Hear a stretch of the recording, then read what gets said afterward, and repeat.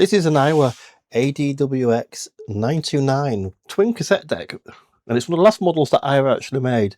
As you can see, it's a twin deck with auto reverse, but unlike many other decks of the period, both decks will actually record, which means that inside both the mechs are going to be identical. It even comes with a nice little remote control. As usual though, you can tell we've got a problem. You can just hear the motors spinning, which means nothing's going to work. We'll put a tape in for giggles, but nothing's going to happen. There you go. So you know what that means? It means gooey belts or stretchy belts time. So let's get it opened up and see what's going on.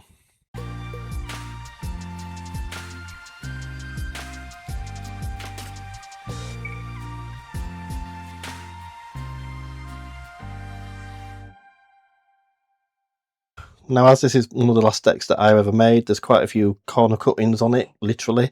As you can see, there's two indents for screws, but they only actually have one screw on either side and then 3 on the back. So we'll get all those taken out first.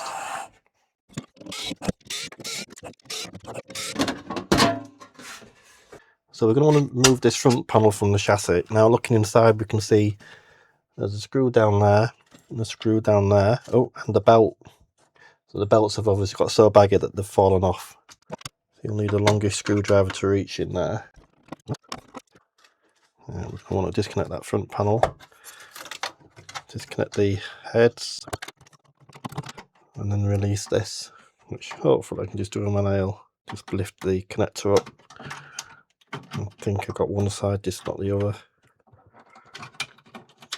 There we go.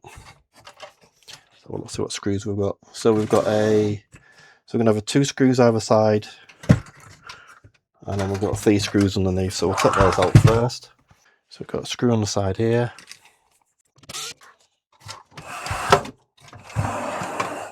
On the other side.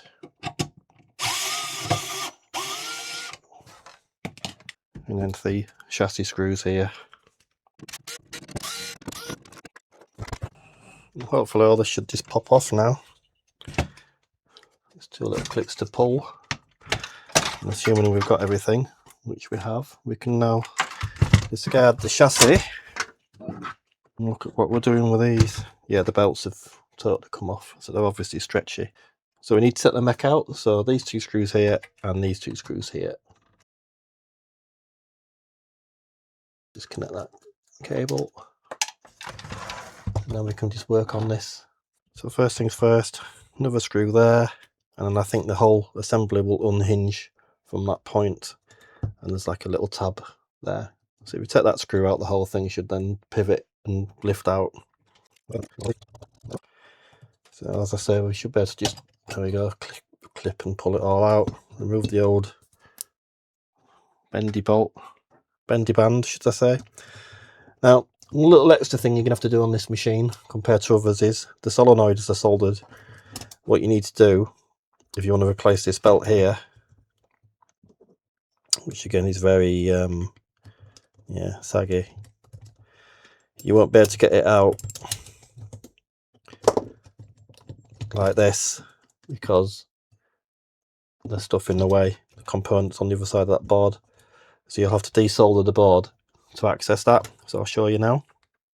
So I usually use my desoldering gun, this thing here, but you can always just use a soldering iron and a solder sucker.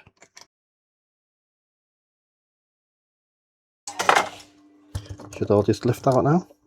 Really stuck there. I think we've still got a little bit of solder holding that one in place. So as you can see what I was saying earlier about the belt, you have to just remove them because otherwise it gets stuck on the components here.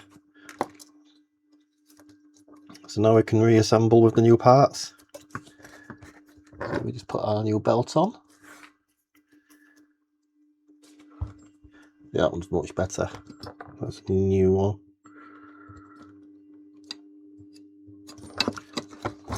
So the belts, you can probably see there's a groove in there, hopefully. A secondary groove.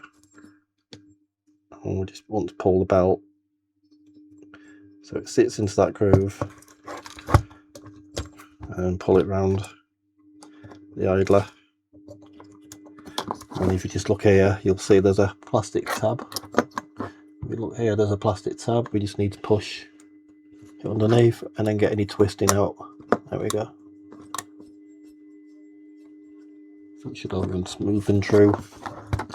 Now we've got that belt on, we need to reassemble this little board here before we put the capstan belt on.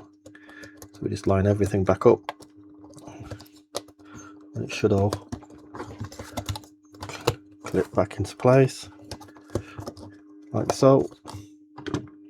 So I'm going to try out this little cordless, what you call it, soldering iron, what you call it, that Fanttik have sent me. So a big shout out for Fanttik for sending me this to try out.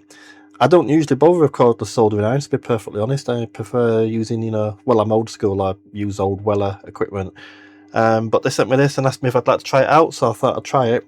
And so far, to be perfectly honest, I've been quite impressed with it.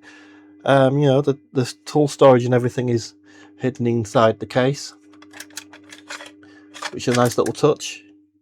And more importantly, it heats up really fast. If I just turn it on now, and it's cold at the moment, I've not used it. Well, because that's the only thing I have a bugbear with, is it's not very easy to see the light. You press and hold the, there we go, the front light has come on, and it's red at the moment. When it goes to green, it's reached temperature. And you can see we're just blinking red still at the moment. And it's ready, and that's quicker than what my Weller does to heat up. I mean, we're set to 400 at the moment. Let's try this out on this board now for resoldering. I mean, it's definitely flowing nicely with the tip that's included. I mean, there's 4 tips in total, and I've just put a small pointed one in. I'm not exactly using the most appropriate solder here. I'm using a too thin a gauge really to do big blobs like this. But I've got to be honest, it's no problem melting the bit of a, I think I might have damaged the track slightly there. Or is it just wants a bit more solder? There you go, just wants a bit more solder. So I've got to be honest, so far with this little thing, I'm quite impressed with it. As I say, I never bothered with cordless irons before because I sort of didn't see the point. But this is a nice little unit. It heats up quickly, and so far all the bits and pieces I've thrown at it, it's been fine. I've not tried it on any surface mount boards or anything like that yet, only on conventional food board components. Just throw it in your work bag or in your work toolbox and you're ready to go. So I think that looks quite nice on the desk. So a big shout out to Fanttik for sending me that to try out. I actually like it. So if you want to grab yourself one of these yourself, I'll put the links in the description so you can have a look on their website. And if you want one, pick yourself one up. I don't think you'll be disappointed. So just want to put this belt back on now. A little bit tricky.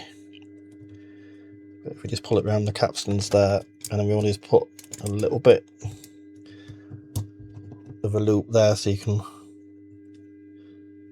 pop it through onto the pulley, like so. And then just a little bit of wiggling around just to line this. So a little bit of wiggling around now just to line this piece up into that slot there.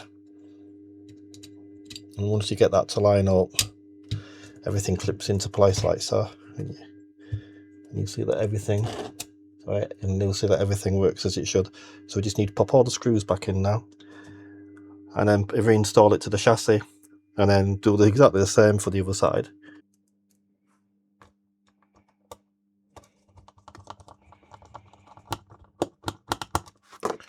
So now this one's done, it's just a case, pop it back in the mech, just like we did on the other side, and then reassemble the front panel.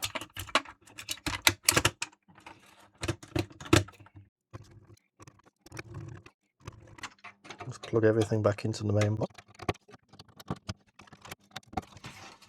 Clip the panel back on.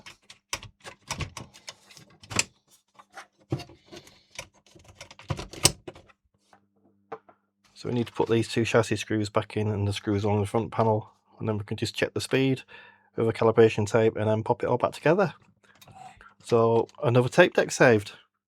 A little bit more involved than some of the other decks because you have to desolder the boards and everything, but as you can see, there was nothing there too major for you to actually do it yourselves. So hopefully that's given you the confidence to go ahead and repair one of these machines. Until next time, see you again soon. Bye for now.